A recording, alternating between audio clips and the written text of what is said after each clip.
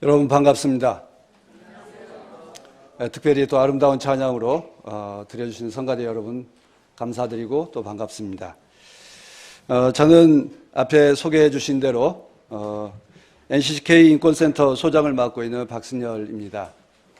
그리고 또 서대문에서 저희 작은 교회이지만 또 거기에 담임 목회를 하고 있습니다. 제가 세길교회에서 이렇게 인권주일 예배로 함께 예배드릴 수 있도록 초청해 주신 것에 대해서 감사 인사를 드립니다. 그리고 또한 이 자리에 저를 부르신 까닭은 인권주의를 맞이해서 정말 우리 그리스도인들이 오늘의 현실 속에서 인권 문제를 어떻게 이해하고 또 행동해야 될까에 대한 서로의 생각을 나눌 수 있는 그런 자리라고 생각을 합니다. 그래서 아마 저를 초대했으리라고 생각하고 또 그렇게 맞춰서 준비를 해 두었습니다. 저희 인권센터는 지난 70년대 박정희 정권 때부터 긴급조치에 저항하는 학생들과 진보적인 지식인들, 우리 아까 주부에 보니까 우리 한한상 선생님도 계시는데 이렇게 저항하셨던 그 교수님들을 보호하고 연대하기 위해서 활동을 시작했습니다.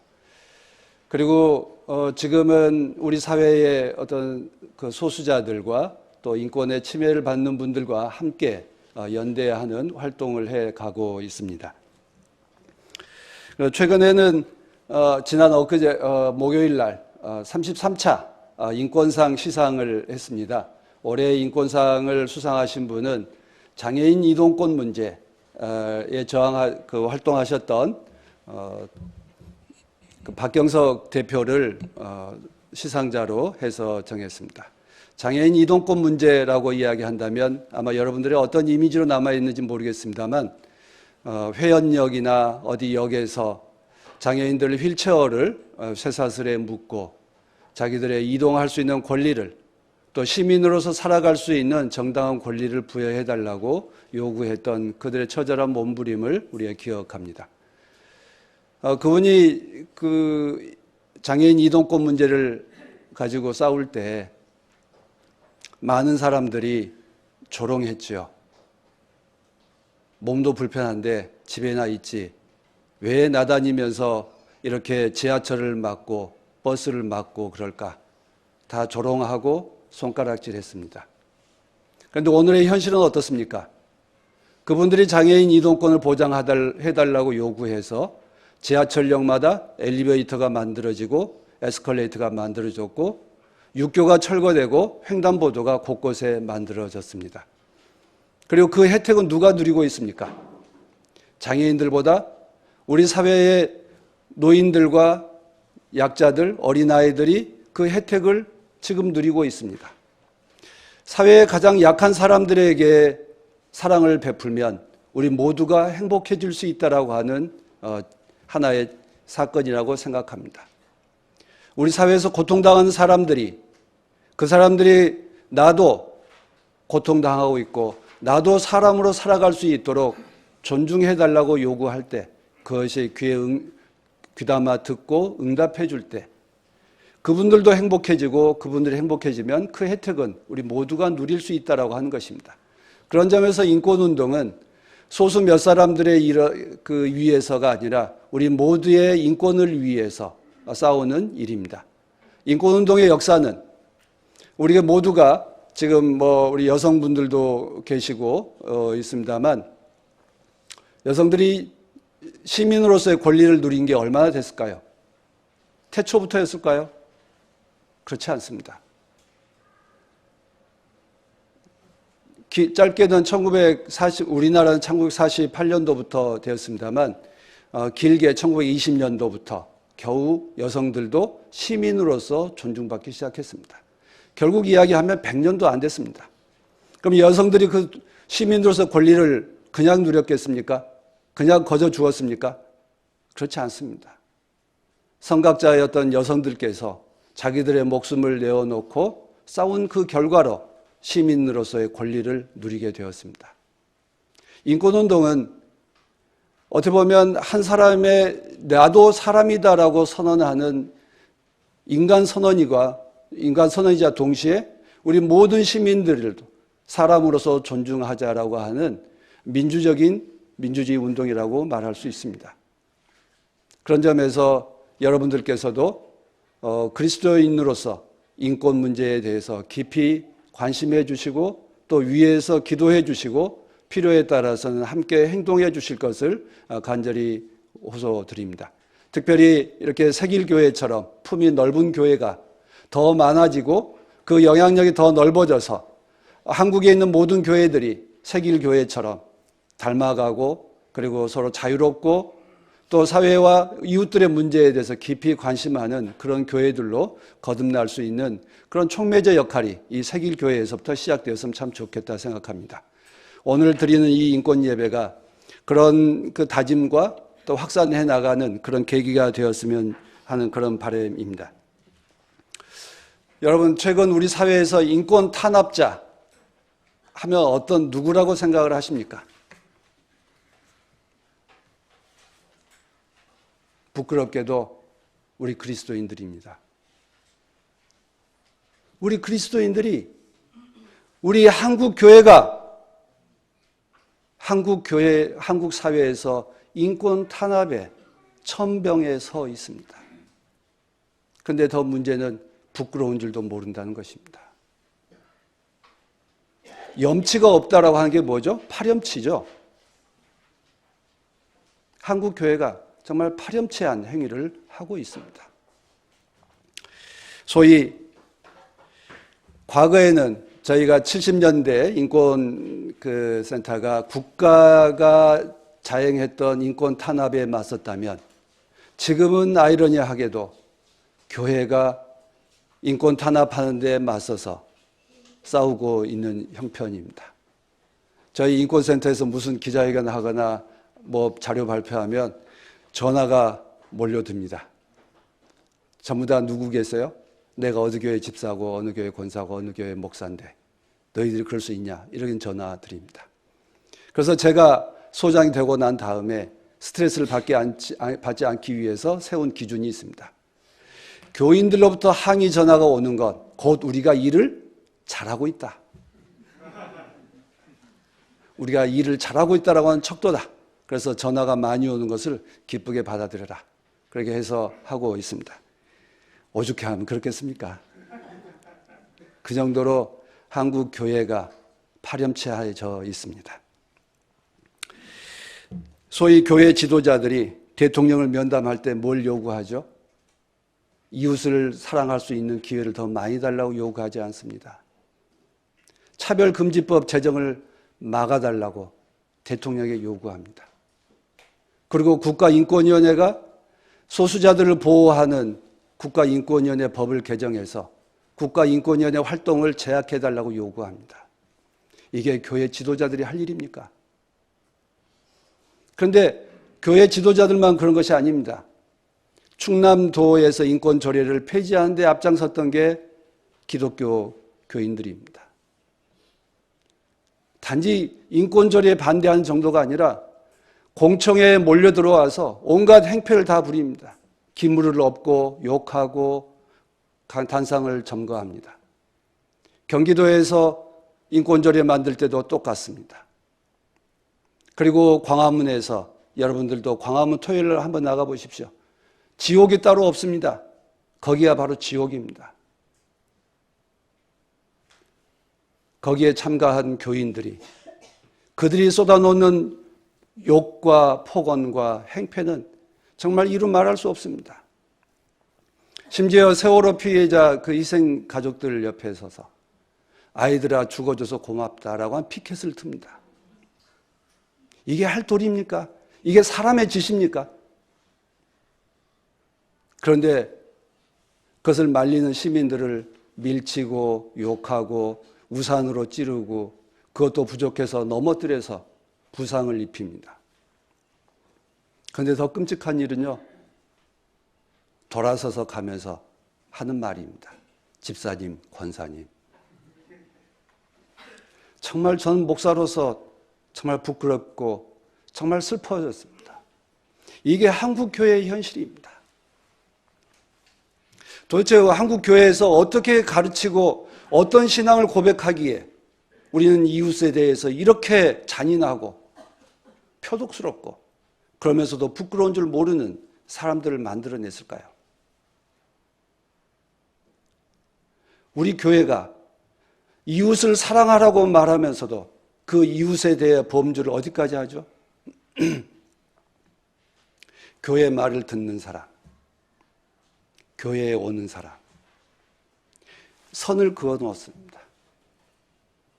선을 그어 놓고 이 선에 들어온 사람들만 사랑합니다.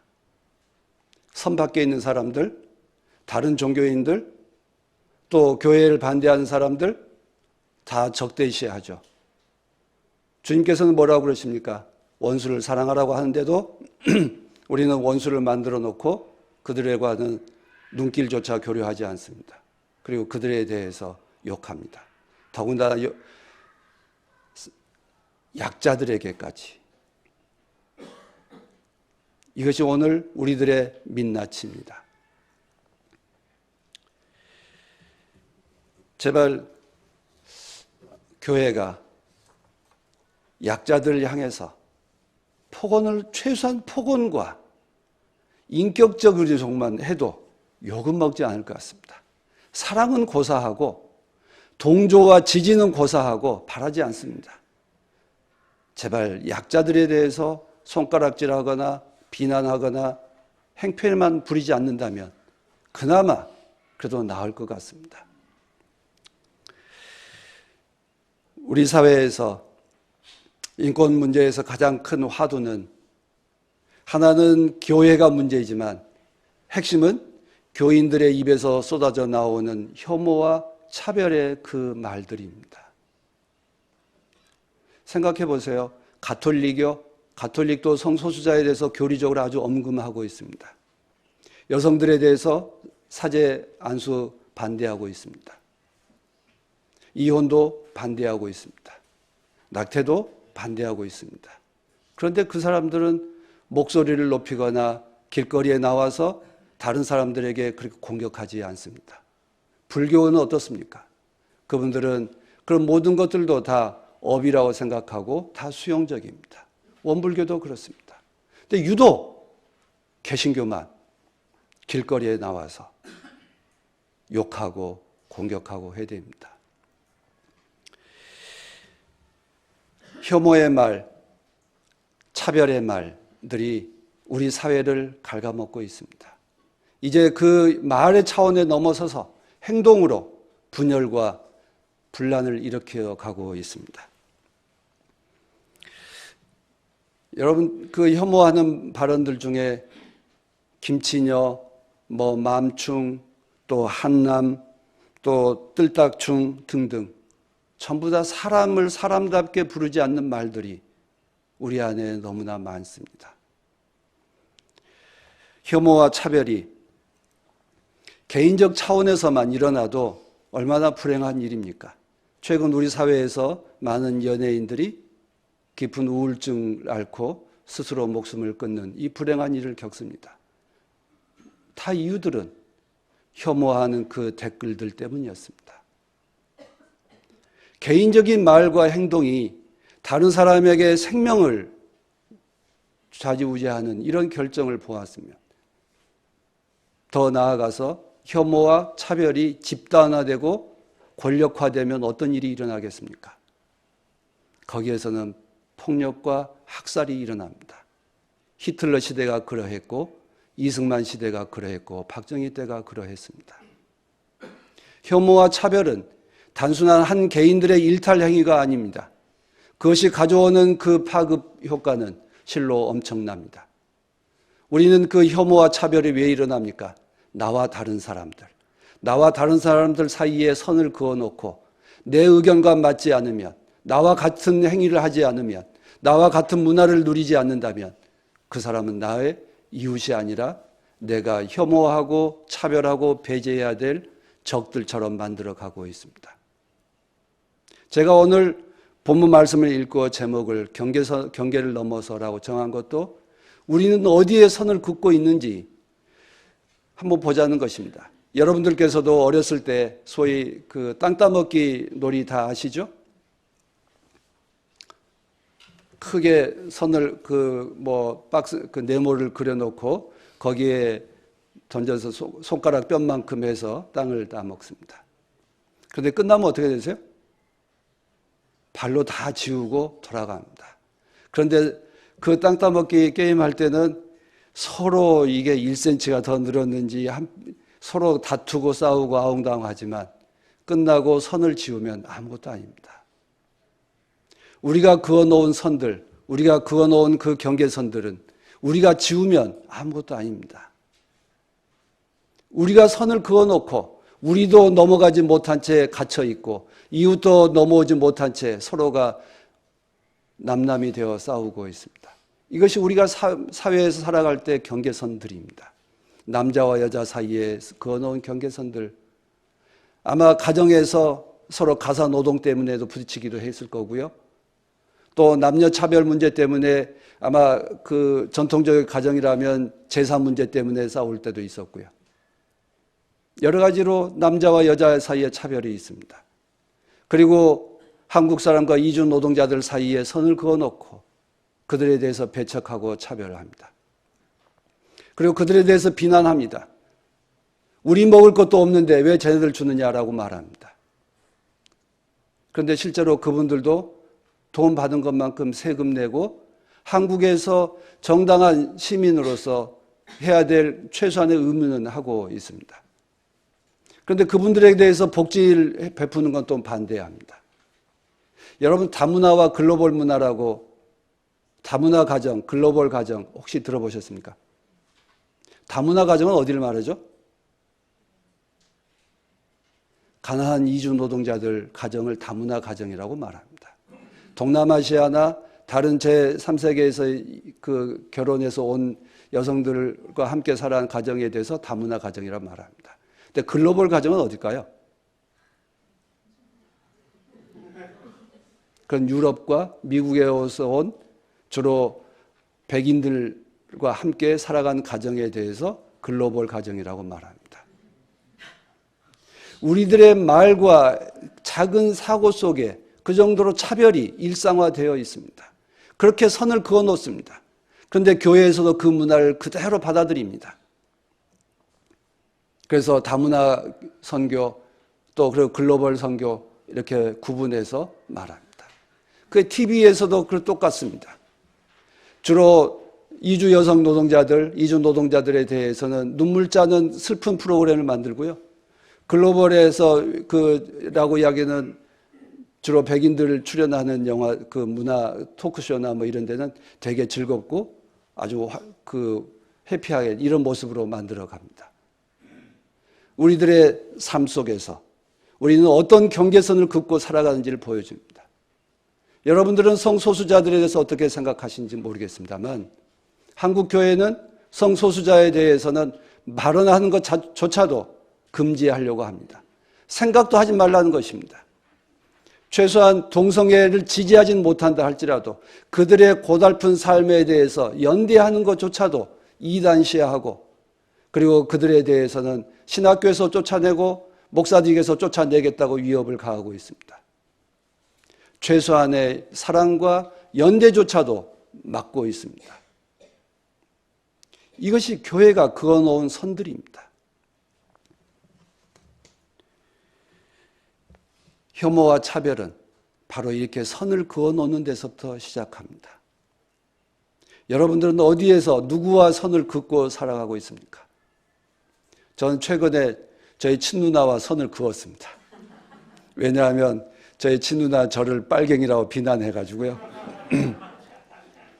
그래서 연락도 안 하겠다고 그래서요. 그래서 저도 먼저 연락을 안 하기로 했습니다. 정치적으로, 사회적으로 그렇습니다.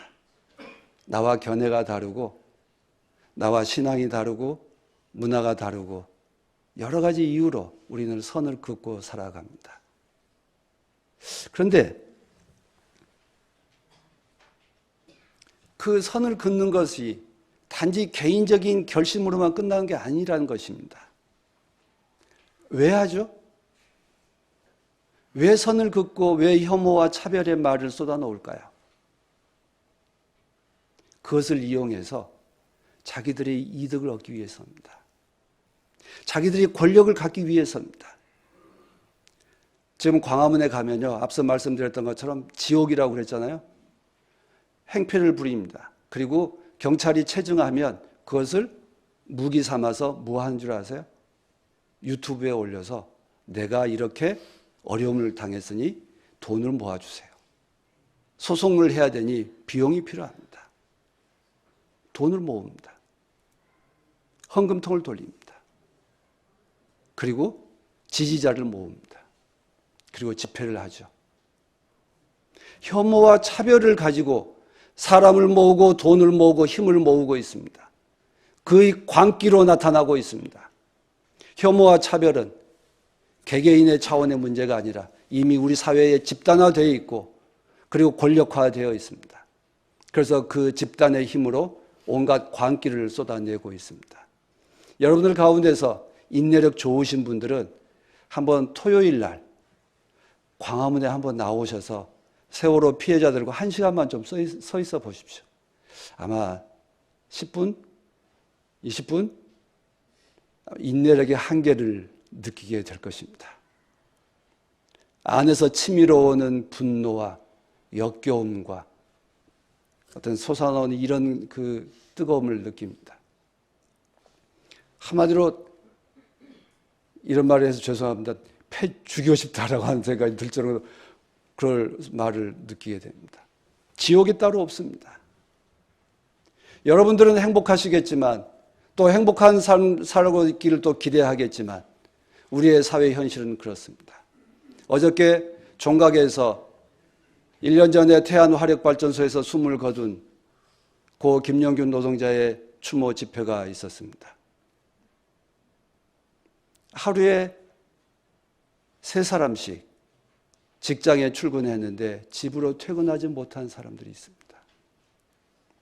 먹고 살려고, 돈 벌려고, 먹고 살려고 나간 그 직장이 그의 무덤이 되었습니다. 하루에 3명씩 그렇습니다.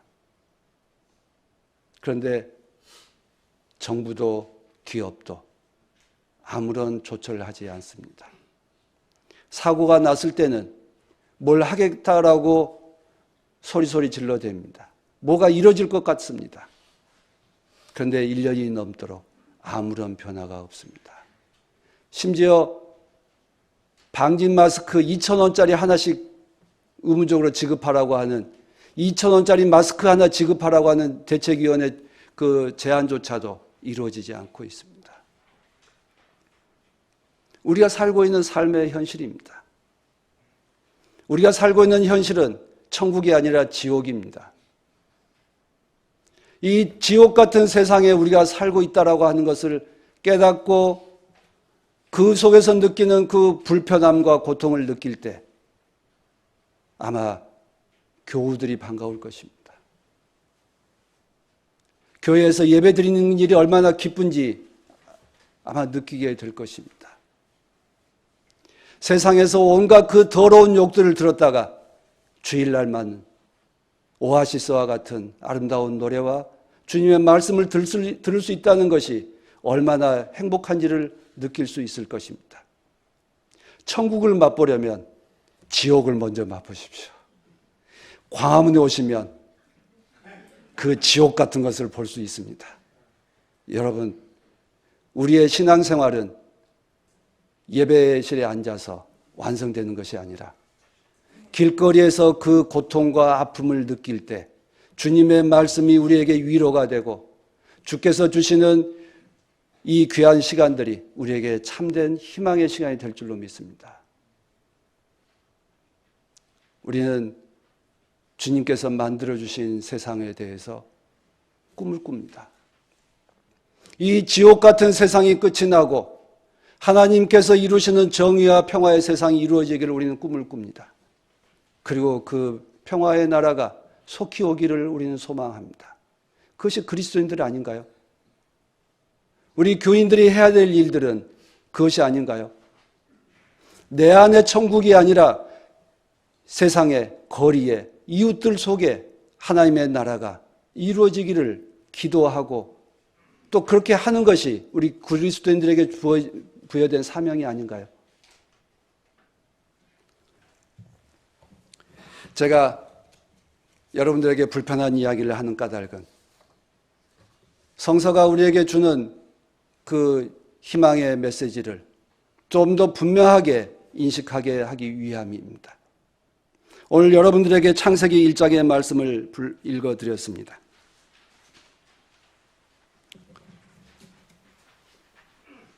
하나님께서 만드신 세상은 어떤 세상이라고요? 보시기에 참 좋았습니다. 보시기에 참 좋은 세상입니다. 하나님이 감탄할 정도로 아름답고 평화롭고 행복한 세상입니다. 그 세상에서는 하나님이 사람을 만드시되 어떻게 만들었다고요? 남자와 여자로, 여자와 남자로 사람을 만드셨다 했습니다. 기독교인을 만들지 않았습니다. 유대인을 만들지 않았습니다. 한국 사람을 만들지 않았습니다. 사람을 만들었습니다. 하나님께서 만드신 건 여자와 남자, 사람을 만드셨습니다. 그리고 보시기에 참 좋았다. 그리고 사람들에게 뭐라고 하십니까? 세상에 나가서 누구에게도 무릎 꿇거나 굴종하지 말아라. 사람에게도 태양에게도 달에게도 바다에 있는 것도 온갖 피조물들에게 어디에 있으라고요? 위에 군림해라. 너희가 주인이다. 너희는 돈의 노예가 아니라 태양의 노예가 아니라 신의 노예가 아니라 너희는 세상의 주인이다. 세상을 다스려라. 세상에 자신감 있게 하나님의 나라를 하나님의 청지기로 살아라 라고 하신 말씀입니다. 그리고 보시기에 참 좋았다 했습니다. 자유로운 사람들, 자신감 있고 밝고 행복하게 살아가는 사람들을 보고 하나님께서 기뻐하시는 것입니다. 그런데 그 기쁨을 나누어야 될 교회들이 그 기쁨을 빼앗고 있습니다. 언제요? 2000년 동안. 남자 지도자들이 성서를 꼭 남자 중심으로 읽어가면서 여성들은 보조자라고 교회에서도 남녀 차별을 합니다. 교회에서도 귀족과 노예주와 노예들을 차별합니다. 교회에서도 부자와 가난한 자들을 차별합니다. 오늘날이 이야기가 아니고요. 여러분 야고보서 2장에 보시면 야고보 사도께서 그러죠. 교회에 화려한 옷을 입고 온 사람이 있으면 너희들은 좋은 자리로 인도하게 될 것이다. 가난한 사람은 어디에 앉든 너 알아서 해라라고 하는 식으로 2장 말씀하고 있죠. 교회의 모습입니다. 우리가 세워놓은 기준에 따라서 사람을 판별하고 정리합니다.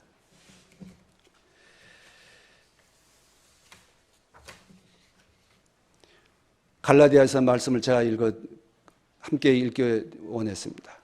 갈라디아서의 말씀은 바울 사도가 예수 안에서 유대인과 헬라인과 남자와 여자와 종과 자유인이 없다. 하나다. 라고 말합니다. 어떻게 예수 안에서 그런 일이 일어납니까? 예수가 하나님의 아들이심을 또 우리 모두를 하나님의 자녀라고 주님께서 선포해 주셨고 그것을 우리는 믿고 있기 때문입니다. 우리의 믿음으로 우리가 구원받았을까요? 예수의 믿음으로 구원을 받았을까요? 우리는 예수의 믿음으로 예수께서 하나님의 아들이심을 믿고 또 그렇게 선포하셨고 그렇게 사셨고 그분이 나의 그리스도라고 고백함으로 우리가 정말 하나님의 자녀임을 알고 깨달았고 그렇게 살아갑니다. 그런데 우리는 그 하나님의 자녀됨을 어디까지 그어놓습니까? 교회 문을 들어온 사람들, 예수 안에 들어온 사람들만 하나님의 자녀고 밖에 사람들 뭐라고 하죠? 지옥불의 장작개비라고 말합니다. 칼빈이 그랬습니다. 우리는 우리가 그어놓은 선을 가지고 사람을 재단하고 만들어갑니다. 우리는 이 사고의 역전이 일어나야 됩니다. 바꿈이 일어나야 됩니다. 오늘 여러분들에게 마가복음의 말씀을 읽어드렸습니다. 페니키아 사람인데요. 우리 세번역 성경은 좀 번역에 문제가 있습니다. 여기에 여자라고 나와 있는데요. 부인이라고 되어 있습니다. 그 부인이란 말은 요한복음 2장의 가나의 혼인잔치에서 예수께서 당신의 어머니인 마리아를 향해서 여자여 이렇게 번역했습니다. 원래 쓰이는 말이 부인 이렇게 말할 때 거기 같은 말을 쓰고 있습니다. 페니키아에 살고 있는데 이 사람이 국적이 어디라고요? 어느 사람이라고요? 헬라 사람입니다. 헬라 사람은 왜 이 페니키아에 사는 헬라 사람이라고 말했을까? 과거에 로마 식민지가 되기 전에 중동 지역은 헬레니즘 시대라고 해서 소위 알렉산더가 BC 330년 이후에 중동 지방을 그리스의 속국으로 삼아서 식민지로 부렸습니다. 이 사람은 그리스 사람으로 식민지에 와서 살아간 지배자들 가운데 아주 귀족층 가운데 한 사람이라는 것입니다. 그것이 바로 페니키아에 살고 있는 헬라 사람인데요. 그 사람 옷차림은 어땠을 것 같습니까? 부인이라고 말한 걸 보면 뭔가 본 사람들한테 그냥 여자라고 쓰지 않고요. 부인이라고 써놓은 걸 보면 그 후로도 계속 부인 이렇게 해놨습니다. 뭔가 옷도 멋지게 입고 왔던 것 같아요. 그리고 예수님 눈에 뭔가 이 사람이 좀 거만해 보이고 교만해 보였을 것 같아요. 그래서 예수께서 이 고운 시선으로 보내지 않습니다.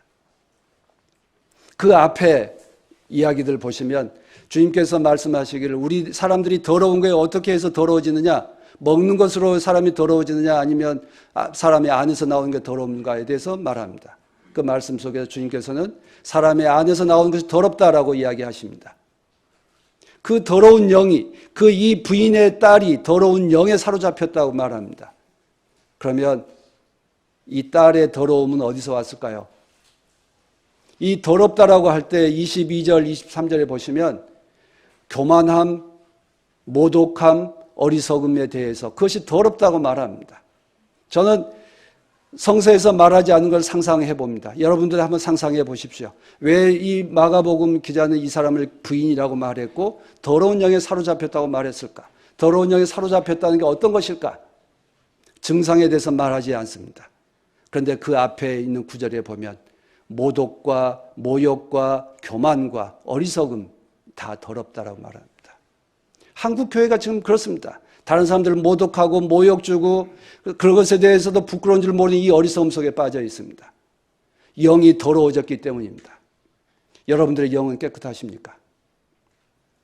우리의 사회를 짓누르고 있는 이 광기는, 이 더러운 영은 어디서 왔겠습니까?